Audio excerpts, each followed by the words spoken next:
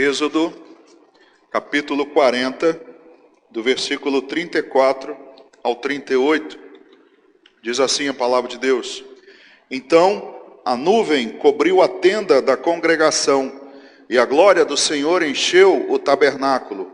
Moisés não podia entrar na tenda da congregação, porque a nuvem permanecia sobre ela, e a glória do Senhor enchia o tabernáculo. Quando a nuvem se levantava de sobre o tabernáculo, os filhos de Israel caminhavam avante em todas as suas jornadas. Se a nuvem, porém, não se levantava, não caminhavam, até o dia em que ela se levantava. De dia, a nuvem do Senhor repousava sobre o tabernáculo, e de noite havia fogo nela, à vista de toda a casa de Israel, em todas as suas jornadas. Amém. Pai, obrigado pela tua palavra que ouvimos nessa noite, e queremos receber a ministração do Espírito Santo, meu Deus. É essa palavra que precisamos para os dias que vivemos, dias difíceis, os dias em que presenciamos o princípio das dores, os últimos dias, meu Deus. Ó Pai, clamamos ao Senhor para que essa palavra nos fortaleça, que essa palavra nos instrua, nos edifique. Meu Deus, que não venham conceitos ou preceitos humanos, mas Deus, somente a palavra que vem da tua boca, a palavra de sabedoria, a edificação espiritual que precisamos.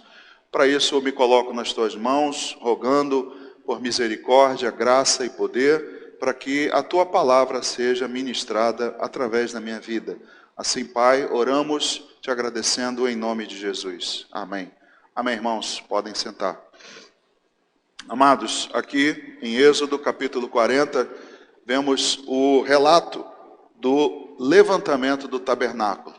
O tabernáculo é erguido, não é? No capítulo 40, Deus dá a Moisés as instruções acerca de todos os utensílios.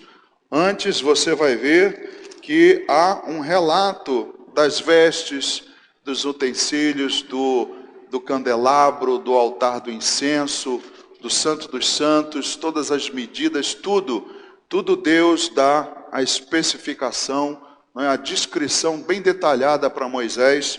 E no capítulo 40 há então esse erguer do tabernáculo, e eles colocam lá dentro todos os utensílios. E aqui, nesse momento, do versículo 34 ao 38, nós vemos o que aconteceu assim que esse tabernáculo foi levantado. Veja que primeiro houve a libertação do povo lá do Egito, não é? O povo foi libertado e caminhou, foi liberto das mãos do faraó.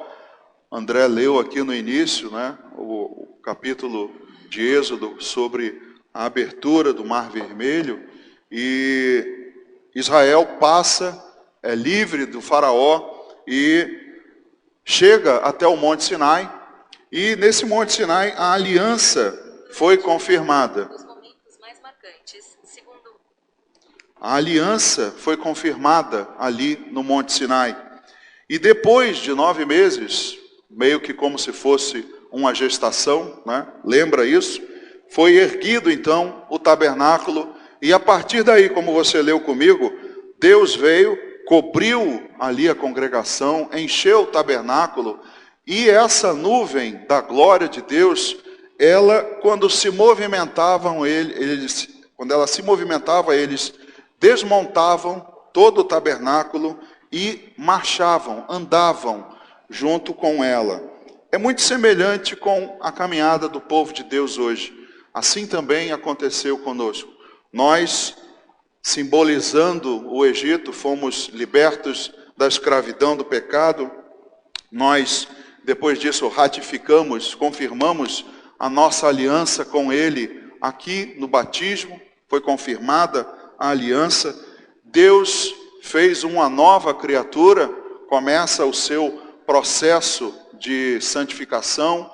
Você vai, como diz a palavra, numa vereda do justo, melhorando dia após dia, como a luz da aurora. Então você é semelhante a esse episódio. Nós, que somos cristãos, temos uma caminhada semelhante. Primeiro acontece a libertação, depois a confirmação da aliança, e aí começa o erguer do tabernáculo, que nós vamos ver, e você já sabe que nós hoje somos o tabernáculo, o templo de Deus. Deus habita em nós. E a caminhada, embora guiados por Deus, foi difícil. Vocês certamente sabem de algumas passagens, se não todas. A caminhada foi difícil. A nossa também não é fácil. Embora Deus então esteja conosco, habitando em nós, nos guiando, há dificuldades. Não há promessa, aqui pelo menos nunca foi dito, que ao vir para Cristo, se render para Ele e começar essa caminhada, que você estaria isento de problemas e dificuldades. Nunca foi assim, nem com o povo de Israel, e conosco também não será. Mas a caminhada de todos nós, irmãos, deve conter os elementos que estão aqui nesses versículos, e vamos ler também lá em Deuteronômio, esses elementos, como se fosse também a glória de Deus. Nós avançamos com a glória de Deus. Ainda hoje é muito importante que a gente tenha em mente de que não estamos parados. O que estamos passando, pelo que estamos passando, não significa um parar, não é? Nós não deixamos de avançar, nós não desmontamos o tabernáculo, porque nós hoje não estamos mais limitados a uma tenda. A glória do Senhor está com todos nós, ela se repartiu, distribuiu em cada cristão, e cada um de nós vai trilhando. Então nós precisamos avançar, mas nós precisamos observar esses elementos que estavam com eles naquele momento, e que são princípios de Deus eternos, e que para nós hoje também continuam valendo. A nossa caminhada, então, precisa ter também, primeiro, a aprovação de Deus. A glória de Deus, irmãos, é sinal da aprovação do que foi feito. Como nós lemos no versículo 34. Então a nuvem cobriu a tenda da congregação e a glória do Senhor encheu o tabernáculo. Deus deu a Moisés ordens específicas, medidas exatas, detalhes dos utensílios, e Moisés e todos os outros envolvidos nesse trabalho fizeram de maneira fidedigna. Então, primeiro, Deus nos instrui sobre um trabalho a ser feito, e nós assim devemos procurar fazer. Quando Deus chamou Noé, deu a ele também as medidas da arca que ele deveria fazer, e Noé também fez, debaixo das instruções de Deus, esse trabalho. Então nós recebemos de Deus a instrução sobre algo, e assim que determinamos fazer, assim que ouvimos atentamente, precisa haver em cada um de nós a decisão em ouvir atentamente as instruções e fazer, reproduzir como elas nos são ditas. Eu não posso, da minha cabeça, tirar conclusões ou tirar decisões que não me foram instruídas por Deus. Irmãos, se eles fizessem um tabernáculo diferente, imagina se Moisés, ouvindo tudo aquilo, botando no papel, falasse assim, pô, mas que coisa brega, pô, aqui acho que ficaria melhor isso, vou botar esse outro tecido aqui, vou mexer, vamos mudar isso daqui um pouco, vamos deixar um negócio mais moderno, mais up-to-date, né?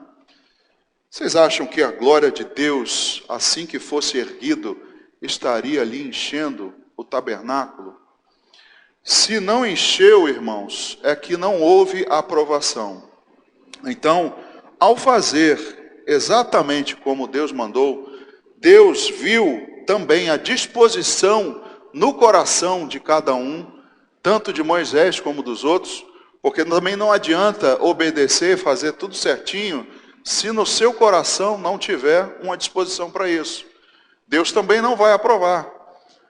Já também ensinamos aqui várias vezes que fazer as coisas corretas nem sempre é sinônimo de aprovação. Por exemplo, a entrega do dízimo.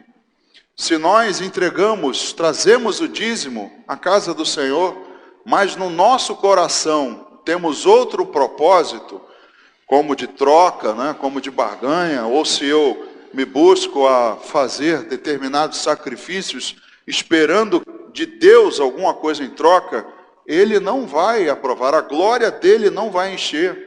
Então aquilo não é recebido, embora seja a coisa certa, embora seja os 10%, embora seja tintim por tintim, como ele disse, se de fato ele não vir no meu coração a disposição da obediência, ele também não irá aprovar. Mas se ouvirmos atentamente e houver um coração diligente, um coração zeloso, com fidelidade, Deus aprova. Então eu queria ver contigo em Deuteronômio, capítulo em que Moisés repete, né, a lei do Senhor. Em Deuteronômio, capítulo 28, logo no versículo 1, diz assim: se atentamente ouvires a voz do Senhor, teu Deus, tendo cuidado de guardar todos os teus mandamentos, que hoje te ordeno, o Senhor teu Deus te exaltará sobre todas as nações da terra. Então Deus diz a eles o que fazer, e diz: se vocês atentamente ouvirem os meus ensinamentos, os meus mandamentos, guardarem os mandamentos que hoje te ordeno. Há um tempo atrás eu falei sobre o guardar no coração, como entesourar, é aquilo que eu dou valor, eu não somente guardo, mas entesouro. Para mim aquilo tem um valor que não tem como pagar. Esse é o sentido de guardar os mandamentos de Deus. Ou seja, receber os mandamentos, mas com um coração de fato desejoso. Assim Deus diz que, se for feito, Ele cumprirá a promessa, como nós vimos aqui em 28:1.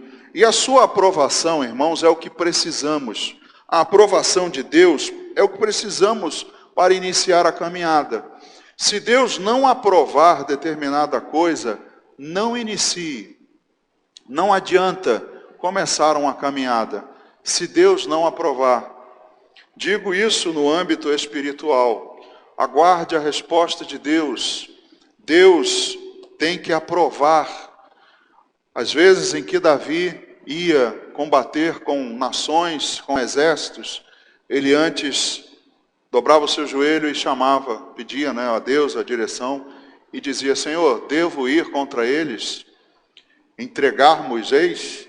E Deus dizia: vai que eu vou te entregar. Então ele esperava a aprovação de Deus, e aí Deus dava vitórias a Davi. Então, se não tivermos a aprovação de Deus, nem precisamos começar a caminhada.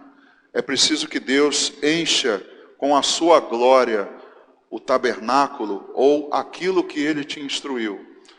As instruções que Ele te deu a respeito de determinada coisa, tem que haver a aprovação de Deus. E aí as pessoas ficam pensando hoje, né? Mas pastor, eu vou esperar então vir uma nuvem e encher aí alguma coisa? Irmão, eu não vou te dizer que Deus, Ele até pode fazer, mas eu não vou te dizer que Deus hoje vai fazer com cada um de nós essa aprovação, como fez aqui. Uma nuvem enchendo um determinado lugar, uma determinada coisa, ou envolvendo você. Não digo isso para você. Deus, Ele tem uma multiforme graça. Isso significa que Ele não obedece a um padrão. Ele age como Ele quer, da maneira que Ele quer, quando Ele quer. Então, eu não sei como isso se dará, mas o que eu sei é que Ele te dará a aprovação ou a reprovação para que você possa ou não começar a caminhada. E essa aprovação tem que ser contínua. Em Números, no capítulo 9, versículos 15 e 16, Números, capítulo 9, versículos 15 e 16, diz assim: No dia em que foi erigido o tabernáculo, a nuvem o cobriu, a saber, a tenda do testemunho. E à tarde estava sobre o tabernáculo uma aparência de fogo até a manhã. Assim era de contínuo. A nuvem o cobria e de noite havia aparência de fogo. Veja, irmãos, a palavra diz que essa aprovação que Deus dá é contínua. Se Deus aprovou a caminhada, essa aprovação será contínua. Dia e noite o povo via o fogo, a nuvem, ali à noite com fogo para aquecer eles no deserto. E durante o dia a nuvem os cobria para que eles também não sofressem com o sol escaldante. Mas ela estava ali todos os dias, era de contínuo. O que é que isso significa para a nossa vida espiritual? Aquilo que Deus aprovou em determinado momento e começamos a fazer, nós não podemos largar de mão a observação de que a aprovação continua. Muitos ministérios, irmãos, receberam a aprovação de Deus. O próprio Saul é um caso bíblico. Ele recebeu a aprovação de Deus. Deus ordenou a Samuel, vai lá e unge Saul, rei. Só que Saul depois não teve a aprovação mantida. O Espírito do Senhor se retirou dele. E muitos ministérios, irmãos, começaram a caminhada. Receberam a aprovação de Deus, mas não perseveraram, como nós lemos lá em 28:1. Não perseveraram em obedecer os mandamentos, começaram a se desvirtuar, e aí a aprovação sumiu. O Espírito se retirou. E eles até permanecem aí, sim, permanecem. Muitos desses ministérios permanecem abertos, mas sem a aprovação de Deus. Estão por conta própria, porque a aprovação não está mais lá, não está de contínuo. A aparência, que estava ali precisa continuar no ministério de cada um. Então, primeiro conselho: se Deus não aprovar, não comece. Se você não ouvir a aprovação de Deus a respeito de determinada coisa, não comece, irmãos. Preste muita atenção, ouça atentamente. Deus falará contigo. E a decisão, embora possa parecer até estranha aos olhos dos outros, aos olhos do mundo, mas você vai perceber que é a solução correta. É a solução de Deus. Então é necessário a aprovação. Senão, nem comece, nem vá. Como Moisés disse a Deus, em determinado momento, Deus disse: eu vou mandar que um anjo vá com vocês. E ele disse: Senhor, se tu não fores conosco, nós nem vamos sair do lugar. Se o Senhor não for conosco, não vou também. Não adianta mandar anjo para ir junto da gente, porque se o Senhor não for, eu não quero nem sair daqui. Então não podemos começar. Mas se começarmos, se houver aprovação, creia que você não estará só, amém? Aquilo que você recebeu de Deus, a confirmação, Deus aprovou, cobriu com a nuvem ou com o Espírito Santo, você recebeu no seu coração a certeza, veio a palavra de Deus a você com a aprovação daquilo. Embora seja difícil, creia que você não estará só. É o que Deus diz a eles em Números, no capítulo 9, no versículo 17. Números capítulo 9, versículo 17. Olha só. Quando a nuvem se erguia de sobre a tenda, os filhos de Israel se punham em marcha. E no lugar onde a nuvem parava, aí os filhos de Israel se acampavam. Veja que a nuvem acompanhava o povo. Deus, durante toda a jornada, não os abandonou, não os desamparou. Embora houvesse aprovação, ele disse: eu aprovei, mas eu vou com vocês. Eu vou instruir, vou guiar vocês, vou proteger, vou cuidar. Então Deus está conosco na nossa caminhada, está contigo. Creia que Deus não te deixa só na caminhada, embora ela possa parecer difícil, amém? Porque, irmãos, caminhar no deserto, caminhar com dificuldades como nós estamos hoje, muitos, não são poucos, muitos pensam por momentos em que Deus não está com eles. Pensam que Deus não está os acompanhando, embora estejam dentro da sua vontade, fazendo com o coração verdadeiro, fazendo conforme Ele quer. Mas pelas dificuldades, muitos acreditam que Deus não está mais nesse negócio. Deus não deve estar mais comigo, Deus deve ter me desamparado. Ora, irmãos, Deus acampa conosco. A diferença é essa. Ele, apesar das dificuldades, está ao nosso lado, mas Ele acampa conosco. Antes, como uma nuvem, como era com eles, mas agora, conosco com o seu Espírito. Você pensa que está só, mas não está, porque o Espírito Santo está contigo, onde quer que você esteja. Na dificuldade em que você estiver, o Espírito Santo está contigo.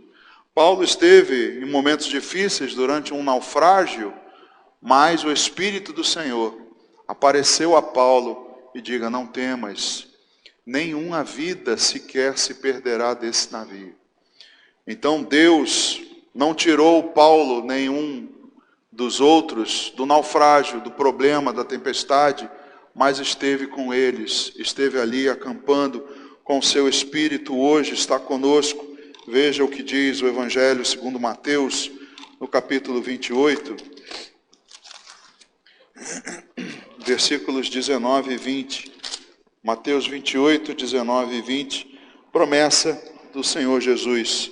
Ide, portanto, fazei discípulos de todas as nações, batizando-os em nome do Pai, do Filho e do Espírito Santo, ensinando-os a guardar todas as coisas que vos tenho ordenado, e eis que estou convosco todos os dias até a consumação do século.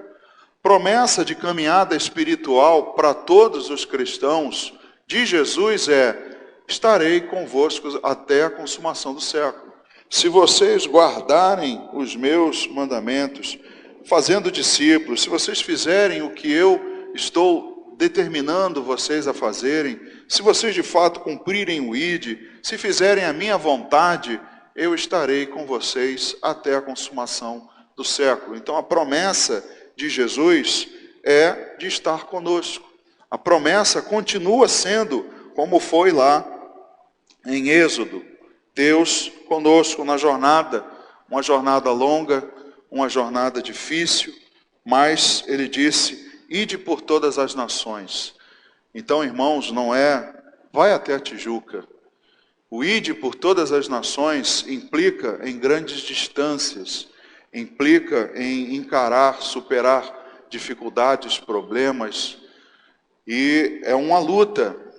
E muitos de nós preferem a caminhada mais curta. Não é à toa que assim que Jesus foi assunto aos céus, os discípulos ficaram ali em Jerusalém, ali naquele lugarzinho, no bem bom, né? Ficaram junto dos apóstolos, aos pés deles, e Deus fez com que eles se dispersassem.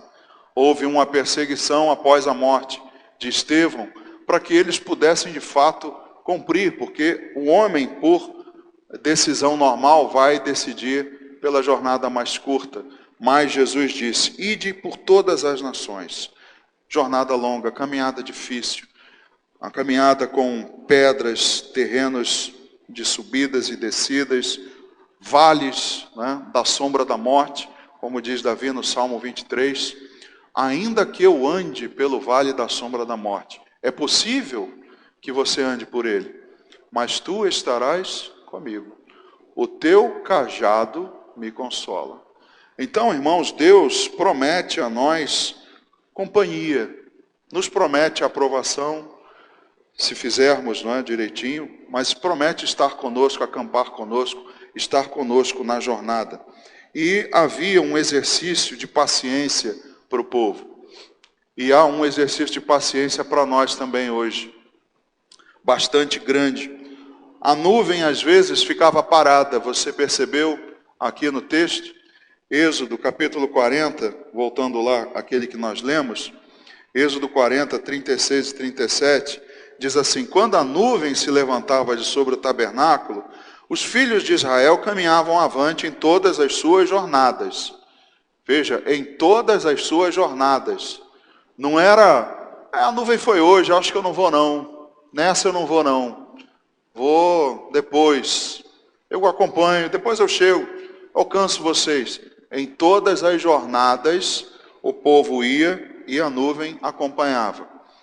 Então, se a nuvem, porém, não se levantava, não caminhavam, até o dia em que ela se levantava. Veja só que curioso. Havia um exercício de paciência, porque às vezes a nuvem se movia, mas se movia pouco. E eles tinham que desmontar o tabernáculo, que não era um trabalho fácil, tinham que carregar tudo, né? Todos os descendentes de Levi, os levitas, tinham que carregar aquilo tudo. E às vezes a nuvem andava pouco e parava de novo. E quando parava tinha que fazer o quê? Erguer o tabernáculo. Ergue o tabernáculo. Levanta, bota tudo no chão, levanta tudo de novo. E às vezes a nuvem andava de novo, pouco tempo depois. E aí erguia de novo, desmontava aquele monte de coisa, caminhava. E aí, irmãos, eu imagino o que devia passar na cabeça dos levitas, né? Principalmente, que eram os que carregavam tudo. Devia virar um para o outro e falar assim, e agora? Quanto tempo será que vai durar? Será que não vai dar nem tempo da gente respirar do último desmonte? Ou às vezes o contrário, não é? Parava a nuvem, montavam lá o tabernáculo, beleza. Aí um virava para o outro, mas vem cá, será que a nuvem não vai mover não? Olha lá, eu acho que ela deu uma mexida, hein? O outro, não mexeu não. Deviam ficar assim, né? E aí, rapaz, já estamos aqui há tantos dias. Não dá nem para olhar para o relógio, naquela época não tinha. E aí ficava aquele exercício de paciência. Irmãos, conosco hoje também é algo parecido. Tem um exercício de paciência para a igreja, não tem? Nós gostaríamos de estar em outra situação, gostaríamos de estar congregando de outra maneira, gostaríamos de estar com as nossas programações, outros cultos, outros eventos, mas não estamos fazendo. Mas também há um exercício de paciência para a igreja nesse momento, semelhante ao que eles tinham que obedecer lá. Não adiantava nada tomar a decisão de, a nuvem não se mexeu não, mas levanta aí, levanta aí. Pela fé, eu acredito que ela vai se mover. Vamos erguer tudo aí. Aí ergue, caminham e a nuvem ficou lá atrás. E aí, o que você faz? Volta para onde a nuvem estava, aguentando o sol durante o dia e o frio durante a noite, ou você volta para onde a nuvem estava? Irmãos, é uma decisão que implicava paciência, implicava em reconhecer que Deus era soberano e que quando Ele decidia ir, eles iam, e quando Ele decidia parar, eles paravam. Então, para nós também há um exercício de paciência. Deus exige de nós a obediência. Se Ele não for, não vá. Se Ele não for, diga, não arreda o pé. Não saio daqui, como Moisés disse.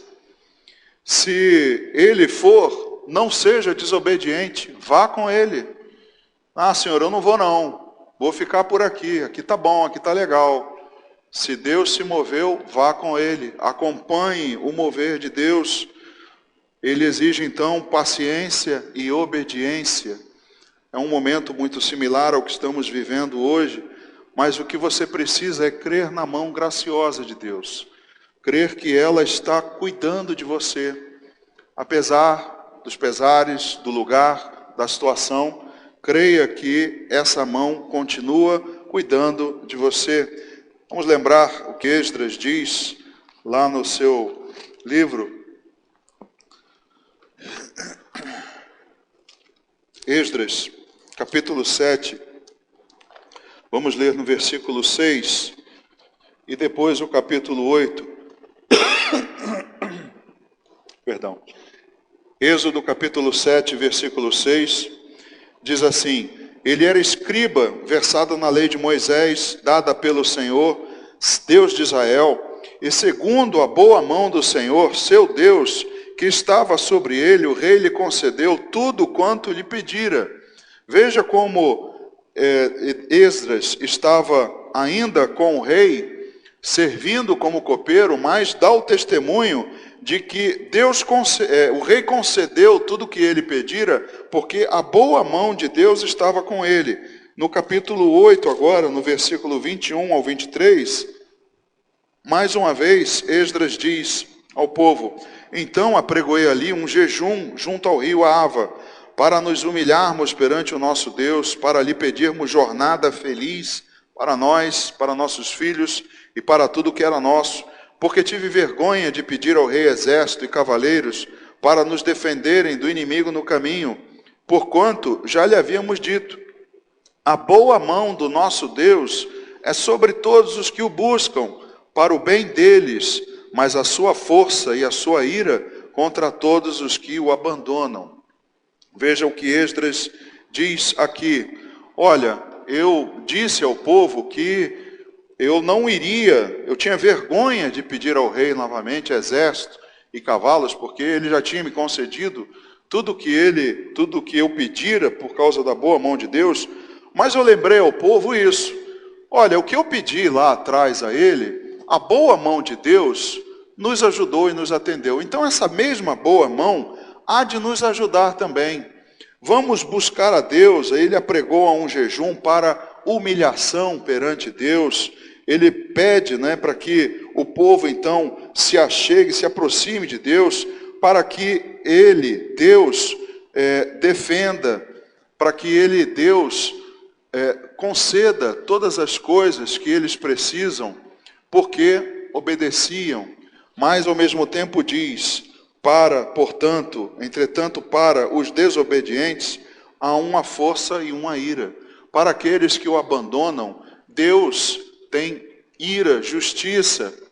Então, nesse mesmo contexto nosso, a nossa obediência, a nossa paciência, implica também, irmãos, no mesmo exemplo de Esdras. Se tivermos o mesmo comportamento de obediência e paciência, Deus, a sua boa mão, a sua graça continuará conosco, nos concedendo. Se nós, entretanto, o abandonarmos, a sua ira e a sua justiça estarão contra nós. Então nós precisamos continuar crendo que nós não estamos sós, Ele está conosco e que a sua mão graciosa continua cuidando de nós. Que Deus, então, te dê essa certeza, que você continue crendo na mão graciosa de Deus, porque o cuidado dele, que ele proporciona, é sob medida, irmãos. No início aqui, quando nós oramos, eu disse que Deus é um Deus de milagres, mas não é um Deus limitado. Não é um Deus que se esgota, não é um Deus que tem milagres, contados, como se fosse lá o programa do Silvio Santos. Antigamente eu olhava para aquele paletó dele e pensava assim: como é que ele consegue tirar de dentro do paletó tanto dinheiro? Será que aquilo não acaba, não? Aquilo será que não tem fim? Irmãos, claro que tem. Não tem como um paletó, pode caber ali, 10 milhões de reais. Mas vai ter fim um dia. Se ficar jogando dinheiro, irmão, uma hora vai acabar. Deus não é assim. Não estou comparando as bênçãos de Deus e o poder e os milagres dele com essas coisas. Mas o que eu estou dizendo é que Deus é inesgotável.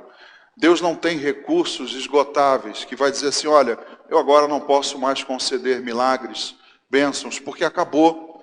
Acabou, eu vou ter que ir lá dentro agora, lá no meu cofre, vou ter que carregar mais das minhas bênçãos. Não, irmãos, Deus não é assim. O cuidado dele é sob medida. Êxodo, capítulo 40, versículo 38, diz assim: de dia a nuvem do Senhor repousava sobre o tabernáculo, e de noite havia fogo nela, à vista de toda a casa de Israel, em todas as suas jornadas. Deus provia ao povo um cuidado e uma proteção sob medida. De dia havia uma nuvem para livrá-los, protegê-los do calor. Mas à noite havia fogo para livrá-los do frio. Deus dá as suas proteções, o seu cuidado, sob medida, na medida certa, exata. Deus também não é aquele que vai desperdiçar e esbanjar. Deus não age assim. Embora possa parecer, ele não é esbanjador. No próprio milagre, na multiplicação dos pães e peixes, Jesus, depois do povo já estar farto, ele não diz assim, pega o que sobrou aí, joga no rio para os peixes comerem. Não, ele mandou juntar, junta tudo o que sobrou. Deus não esbanja nem desperdiça. Ele é farto, tem de sobra, mas ele não desperdiça. E também não é avarento a ponto de faltar. A prova disso é o maná. O maná caía todo dia e ninguém teve falta dele. Você podia colher aquilo que você necessitava. Se fosse muito, você podia colher muito. Comia tudo aquilo. No dia seguinte ia ter lá de novo. Se você colhesse mais do que você precisava, ia apodrecer, você não ia poder usar. Mas no dia seguinte, sob medida, ali aparecia novamente. Então Deus não é avarento a ponto de faltar, mas também não é esbanjador, também não é desperdiçador para que falte. Então, irmãos, Deus tem um cuidado sob medida para nós. E Deus gosta de nos suprir, surpreendendo as nossas percepções. Nós estamos muito mal acostumados a sermos supridos com grandes coisas. Quando a gente, é como a gente diz lá no trabalho, né? Alguns dizem assim, já saiu o atestado de miséria. Alguns dizem, saiu o contra-choque. Eu acho engraçado que as pessoas ficam naquela expectativa de sair um documento que todo mês é igual. Eu acho incrível isso. Mas parece que dá assim, sempre tem uma esperança oculta no coração de cada um, né? Diz assim, saiu o contra-cheque, vamos ver, de repente aconteceu um milagre, né? O meu patrão resolveu me dar 100% de aumento. Aí você abre a mesma coisa, até menos do mês passado. Irmãos, é a nossa vontade. A gente está acostumado a ser surpreendido, né? Mas Deus nos surpreende. Só que as nossas percepções, as nossas vontades, não são exatamente da maneira como Deus faz. Veja no primeiro livro de Reis, no capítulo 18, do versículo 42 ao 45. As pessoas esperam de Deus sempre algo, não é? Spielbergiano, cinematográfico, alguma coisa assim, nossa, tremenda, né? Mas Deus, via de regra, costuma fazer os seus milagres, a sua vontade, com coisas em que muitos vão considerar imperceptíveis e desprezíveis. No primeiro livro de Reis, no capítulo 18, no versículo 42 ao 45, diz assim, um episódio que você conhece, que Elias ora para que a chuva caia. Ele previu a seca, profetizou a seca, e ele aqui nesse episódio ora para que a chuva venha. Então diz aqui do versículo 42 ao 45, subiu Acabe a comer e a beber. Elias, porém, subiu ao cimo do Carmelo, e encurvado para a terra, meteu o rosto entre os joelhos, e disse ao seu moço, sobe e olhe para o lado do mar. Ele subiu, olhou e disse, não há nada. Então lhe disse Elias, volta. E assim por 7 vezes. A 7ª vez disse, eis que se levanta do mar uma nuvem pequena, como a palma da mão do homem. Então disse ele, sobe e diz a Acabe, aparelha o teu carro e desce, para que a chuva não te detenha. Dentro em pouco os céus se enegreceram, com nuvens e vento, e caiu grande chuva. Acabe subiu ao carro e foi para Jezreel. Veja, irmãos, como Deus gosta de nos suprir. Deus prometeu a chuva. O profeta vai lá orar pela chuva. O que é que nós esperávamos, né? Como eu espero no meu contra-cheque todo mês. É sempre igual, mas eu espero que tenha lá uma mega sena, né, na minha conta. O que eu esperava, se fosse humanamente dizendo? Eu esperava, né, aquela tempestade terrível, aqueles trovões, aqueles relâmpagos, né? assustadores, mas por 6 vezes nada acontece. Na 7ª vez, o moço volta para Elias e diz assim: Elias, tem uma nuvem do tamanho da mão de um homem. Elias podia dizer assim: pô, não é possível, esse não é o meu Deus. Meu Deus é Deus de abundância, meu Deus é Deus de, nossa, de... Bom, isso aí, esse não é meu Deus não. Ele poderia dizer assim. E muitos de nós, irmãos, dizemos assim. Oramos a Deus, pedimos a Ele cuidado, proteção, pedimos a Ele um monte de coisa. E às vezes Deus nos dá um sinal, mas é um sinal que a gente considera tão insignificante, que a gente diz assim, não deve ser Deus não. Não é esse o meu Deus, não é isso que eu estou esperando.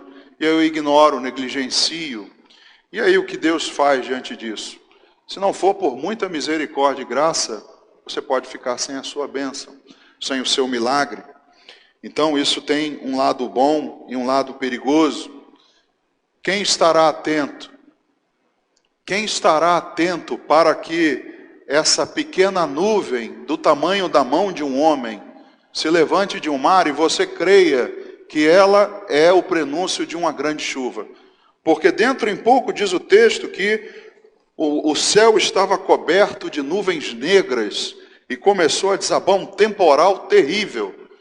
Mas quem irá crer? Quem irá acreditar nisso? Então, será que ainda haverá fé? Quando Deus der a resposta, quando aparecer a resposta de que Deus está te cuidando e irá prover as suas necessidades, será que você vai acreditar? Será que você terá a mesma percepção que o profeta Elias? A parábola das virgens nécias e prudentes é exatamente isso. Muitos irmãos agem como as nécias. Elas estavam ali esperando o noivo chegar para as bodas, não é? Estavam ali, todas elas com as lâmpadas acesas. Algumas que não foram prudentes não levaram o azeite consigo. E elas adormeceram, talvez pensando, ele não vai vir mesmo, o meu noivo não é assim, o meu noivo não se atrasa. E aí, quando ele aparece, elas não têm azeite para a sua lâmpada acesa. E aí pedem às outras, e as outras dizem, não, se eu te der vai faltar da minha, vai lá e busca para você. E aí, irmãos, o que acontece na hora em que elas voltam? As portas das bodas estavam fechadas. Quem estará alerta para a volta de Jesus? Quem ainda continuará crendo nos aparentes pequenos sinais de que não são a mão de Deus? Quem estará atento para isso? Então é perigoso para os que estão dormindo na fé. O maná, como eu disse, caía sob medida toda manhã. O maná continuava de maneira fiel, suprindo as necessidades e a fome do povo. Então nós precisamos crer que Deus supre, surpreendendo as nossas percepções. Nós precisamos nos submeter à justa medida de Deus. Deus tem uma justa medida para cada um de nós. Veja o que Paulo diz aos Romanos, no capítulo 12. Algo surpreendente, irmãos. Deus tem uma justa medida para cada um de nós, inclusive da fé. Veja só o que Paulo diz aos Romanos, no capítulo 12, versículo 3. Porque pela graça que me foi dada, digo a cada um dentre vós, que não pense de si mesmo além do que convém. Antes, pense com moderação, segundo a medida da fé que Deus repartiu a cada um. Veja, irmãos, Deus repartiu uma fé para cada um de nós, numa justa medida. Nós ouvimos aqui no final de semana sobre a palavra de Jesus, sobre a nossa fé. Jesus disse que se a nossa fé fosse do tamanho de um grão de mostarda, nós faríamos coisas tremendas. Imagina qual seria o tamanho dessa nossa parte na fé, essa medida da fé que Deus repartiu a cada um de nós, porque a semente de mostarda, se ela cair em solo fértil e brotar, ela vira um arbusto enorme, irmãos. Ela pode suprir muita gente, mas nós precisamos nos submeter à justa medida de Deus. Precisamos entender que Deus às vezes quer fazer coisas grandes conosco, mas através de coisas pequenas. Não vá esperando de Deus algo grandioso, algo tremendo. Não pense, não se acostume com a sua percepção e vontade humana. Essa medida de Deus não é humana. Veja o que diz no Evangelho de Lucas, no capítulo 6, versículo 37 e 38. Olha só como nós estamos mal acostumados. Não julgueis e não sereis julgados. Não condeneis e não sereis condenados. Perdoai e sereis perdoados. Dai e dar-se-vos-á boa medida, recalcada, sacudida, transbordante, generosamente vos darão, porque com a medida com que tiverdes medido, vos medirão também. Muitos chamam, inclusive, essa aqui a bênção da pipoca, né? O saco de pipoca, lá o pipoqueiro batendo para que ela fique lá bem transbordante, bem cheia. Mas muitos acreditam, e eu sou contra esse entendimento, de que isso daqui é o que Deus faz conosco. Mas não é a verdade. Muitos acreditam que se eu der, Deus me dará. Irmão, se você prestar atenção ao contexto de Lucas 6, Jesus está falando das bem-aventuranças, está falando de relacionamento entre pessoas. Tanto que um pouco antes ele fala do amor ao próximo. Relacionamento humano implica nisso. Nós estamos acostumados assim. Se eu julgar os outros vão me julgar também. Se eu for generoso, como diz aqui, dai e dar-se-vos-á, generosamente vos darão, vão medir você também com a mesma medida. Isso é o relacionamento pessoal, irmãos, entre nós. Porque se eu esperasse que Deus me desse da medida com que eu dei, irmãos, eu estava frito. Eu estava condenado ao inferno até agora. Porque eu nada posso dar a Deus pelo que Ele me deu, a salvação. Eu não sou merecedor do que Ele me deu. Então, queridos, essa medida não é humana. Essa medida, o que diz aqui, não é dai e dar-se-vos-á, não é dai para que Deus dê. Irmãos, isso daí é troca, é o que nós sempre ensinamos aqui no momento do dízimo. Senhor, não é porque eu dou uma oferta, é que eu estou esperando de Deus alguma coisa em troca. Então, o que Lucas diz aqui no capítulo 6, nesses 2 versículos, não se dizem ao trato de Deus conosco. Ai de nós, se assim fosse, se eu fosse julgado por Deus, assim como eu julgo os outros, eu estava condenado até agora. Mas pelo sangue de Jesus que me justificou, mesmo julgando mal alguém, Ele não me condenará. Então, irmãos, não entre nesse entendimento, não entre nessa vibe de que a medida tem que ser humana. A medida tem que ser como Deus quer. A medida tem que ser exatamente como Ele deseja. E por último, esteja atento e acompanhe a glória de Deus.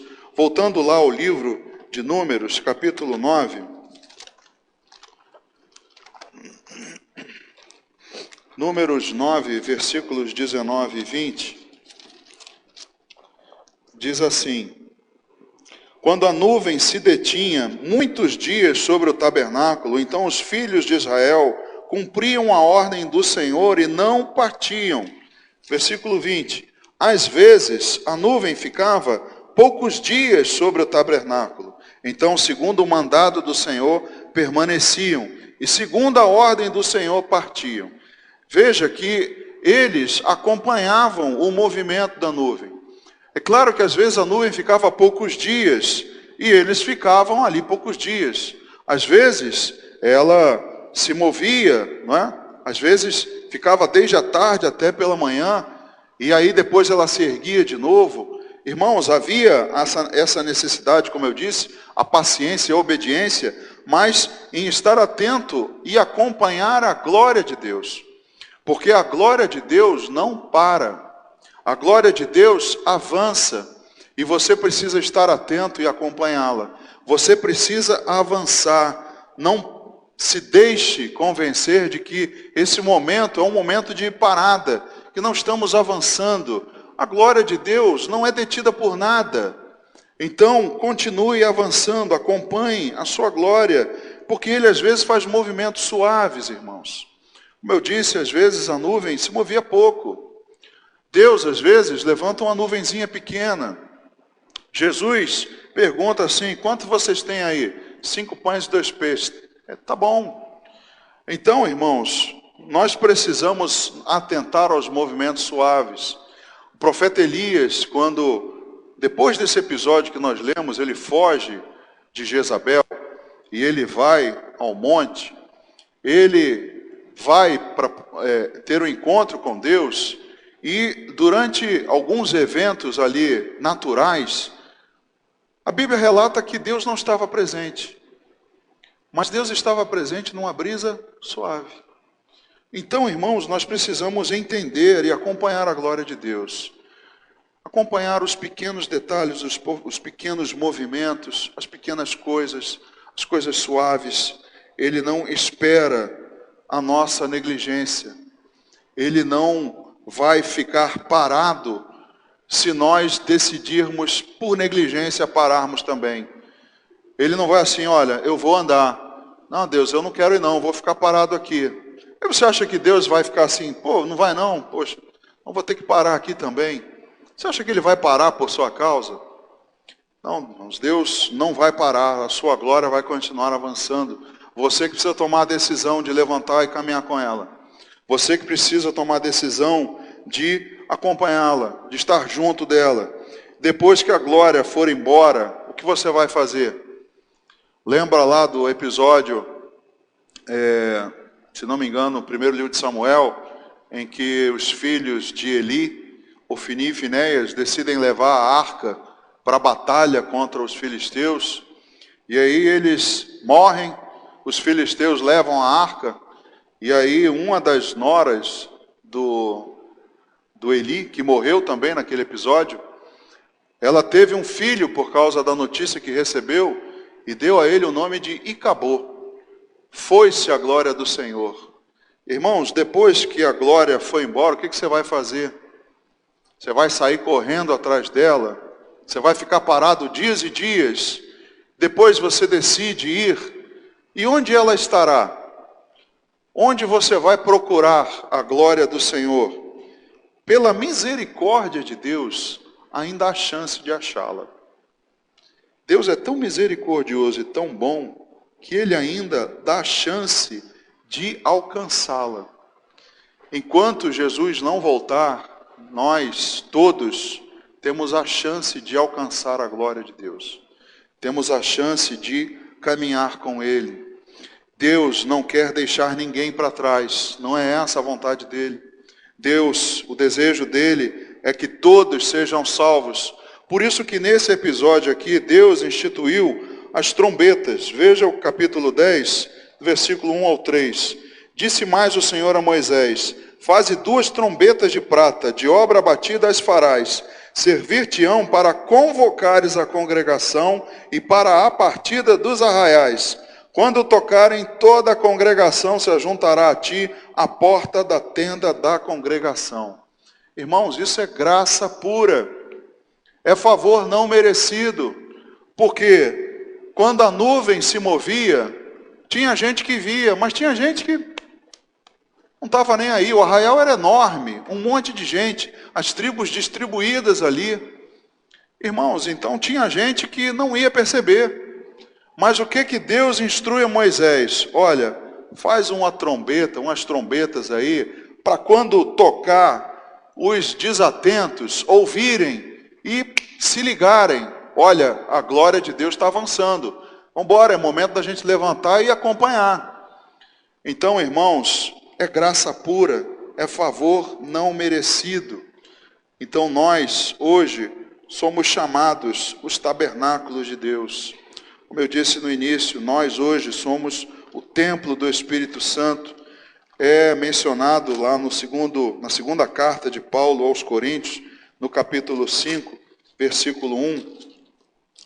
Veja só, sabemos que se a nossa casa terrestre deste tabernáculo se desfizer, temos da parte de Deus um edifício, casa não feita por mãos, eterna nos céus. Paulo está dizendo a respeito do nosso corpo. Se o nosso corpo terreno, se esse tabernáculo um dia se desfizer, nós temos da parte de Deus nos céus uma casa eterna. Também em Hebreus capítulo 9, versículo 2, só para lembrar aos irmãos de que nós somos mencionados na Bíblia como tabernáculos hoje. Hebreus 9, versículo 2, diz assim: com efeito foi preparado o tabernáculo cuja parte anterior, onde estavam o candeeiro e a mesa e a exposição dos pães, se chama o santo lugar.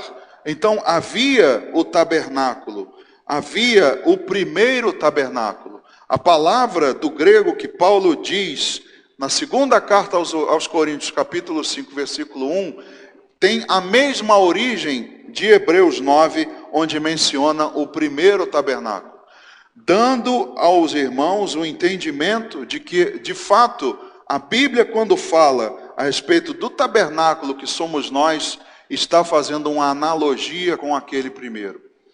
Nós hoje, então, somos o tabernáculo onde Deus decidiu morar. Deus decidiu estar, nos encher. A proposta dele é essa: encha-se do Espírito Santo. Nós, então, somos o lugar em que Deus escolheu para habitar. João diz isso no seu Evangelho, no capítulo 14, no versículo 23, nosso último versículo. João capítulo 14, versículo 23. Veja só o que diz: respondeu Jesus: se alguém me ama, guardará a minha palavra, e meu Pai o amará, e viremos para ele e faremos nele morada. Nós hoje somos o lugar em que Deus escolheu para habitar, mas a glória avança. Ele está conosco, mas nós temos que avançar, porque Ele não vai esperar por nós. Ele não vai esperar a nossa negligência. Veja que as trombetas, também em Apocalipse, tocarão. Irmãos, todas as coisas de Deus, há uma conexão em todos os livros, mesmo escritos em tempos tão diferentes por pessoas tão diferentes. João, lá no final, em Apocalipse, vai falar das profecias a respeito das trombetas. É um chamamento ao povo. As trombetas, aliás, hoje já estão tocando.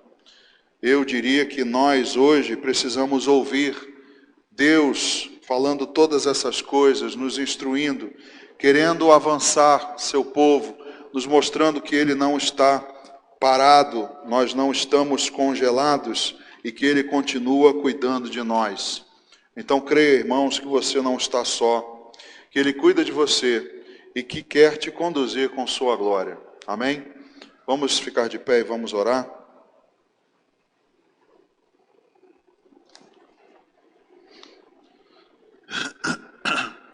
Pai, obrigado pela Tua palavra nessa noite. Obrigado por ter nos ensinado, nos mostrado, meu Deus, como nós precisamos estar atentos aos Teus movimentos. Precisamos, meu Deus, perceber o Teu caminhar, o Teu agir, o Teu cuidado conosco. Ó meu Deus, obrigado pelas Tuas sãs palavras. Obrigado, meu Deus, porque nós, nesses momentos, nesses dias, muitos, ó Deus, podem estar pensando que estão parados, que estão esfriando, que o Senhor não está cuidando, que o Senhor não está suprindo.